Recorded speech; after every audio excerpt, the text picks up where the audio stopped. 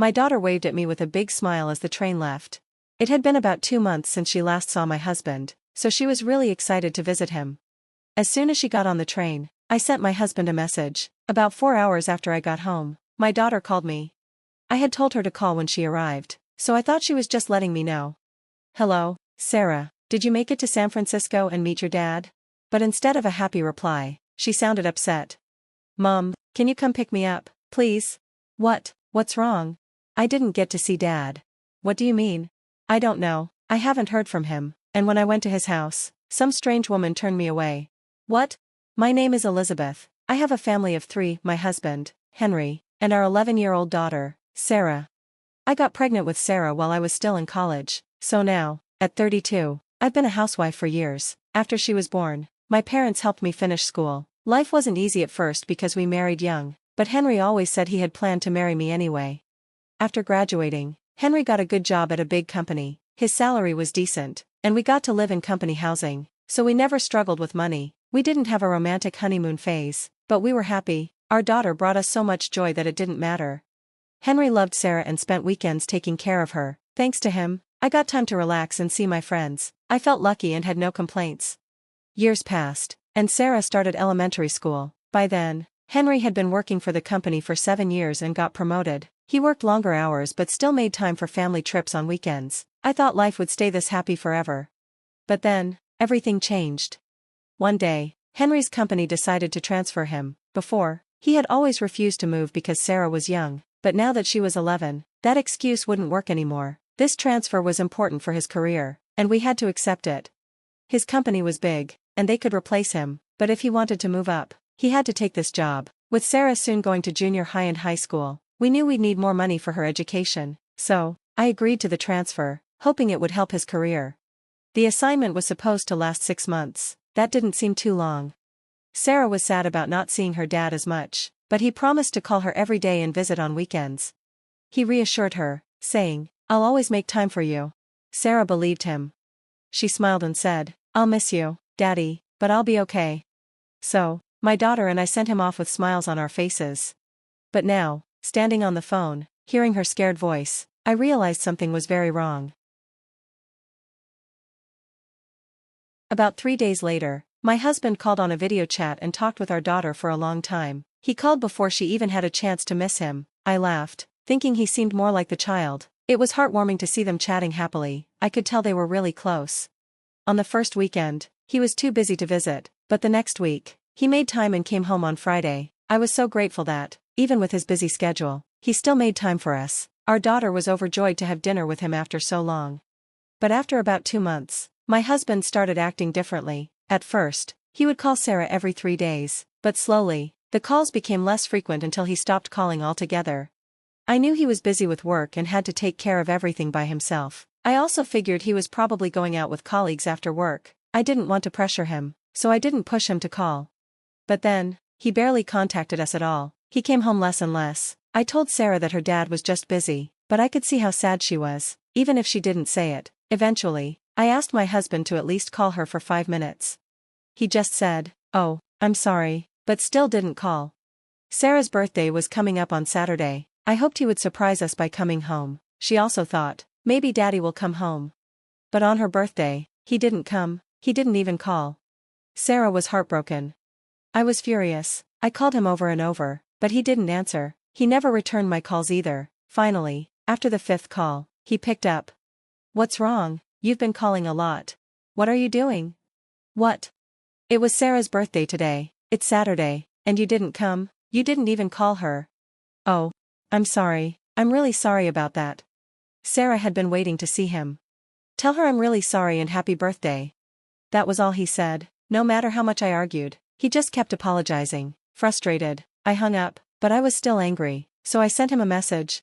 "Please think about your daughter and take better care of her. I know you're busy, but this is just too much." All he replied was, "I understand, I'm sorry." Nothing changed after that.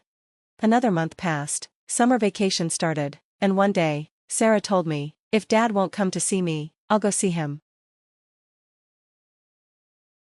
Since summer vacation started, my daughter had been saying every day that she wanted to visit her dad.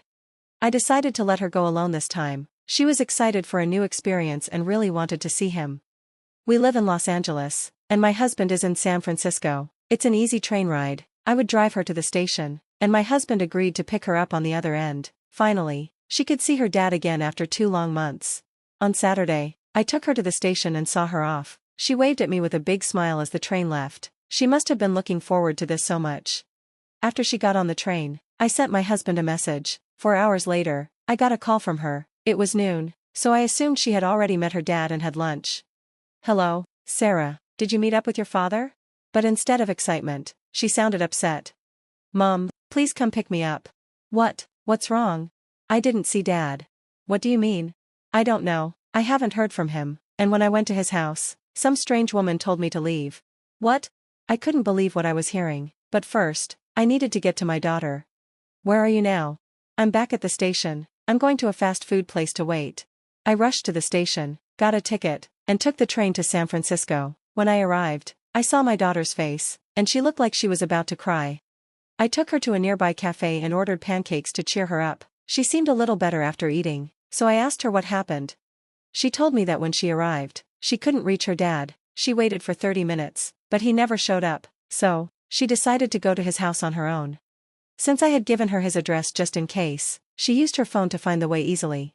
When she got there and rang the doorbell, a woman answered. "Who are you?" Sarah was shocked but managed to say, "I'm here to see my dad."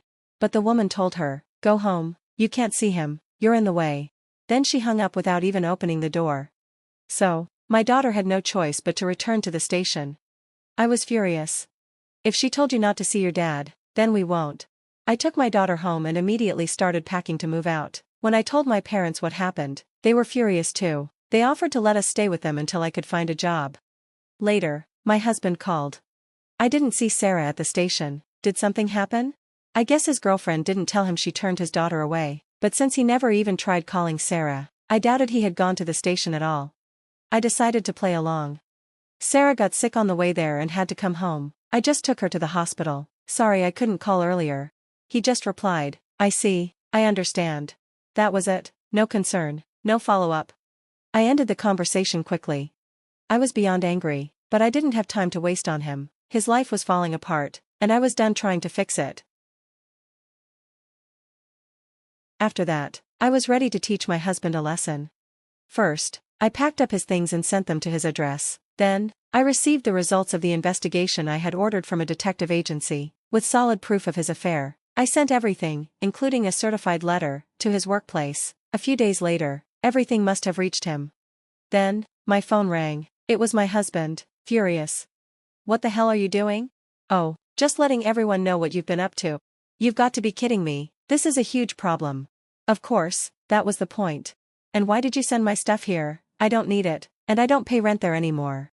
"Oh, Sarah and I moved out of that apartment." "What? When?" "A month ago." "What? So no one's been living there, but we were still paying rent? Is that why I've been getting calls from an unknown number? If we lose that place, where am I supposed to go when I return to L.A.? You sent that letter to my company, they found out about my affair, and now they're transferring someone else to take my place. I have to move back to L.A. now, and I don't even have a place to live." I almost laughed. My plan had worked even better than expected, but I kept my cool. "You hurt Sarah and me. Now, you're paying the price, and it's not over yet. I'm filing for divorce, and I'll be demanding alimony and child support." "Oh no. Let's handle this through our lawyers." Then, I hung up. I hired a lawyer, and everything moved forward just as I planned. The divorce went smoothly, and I won both alimony from my ex-husband and compensation from the woman he cheated with. He also had to pay child support. Meanwhile, his company treated him like a joke. He became the laughingstock of the office. Female employees looked down on him, and his chances of getting promoted were gone. But he couldn't quit, he had to keep paying me. As for Sarah, she lost all respect for him. When he apologized and asked to see her, she refused. He got exactly what he deserved. Now, I have a new job, and my daughter and I live happily in our own apartment. I'm working hard to give her the best life possible and watching her grow. Life is good.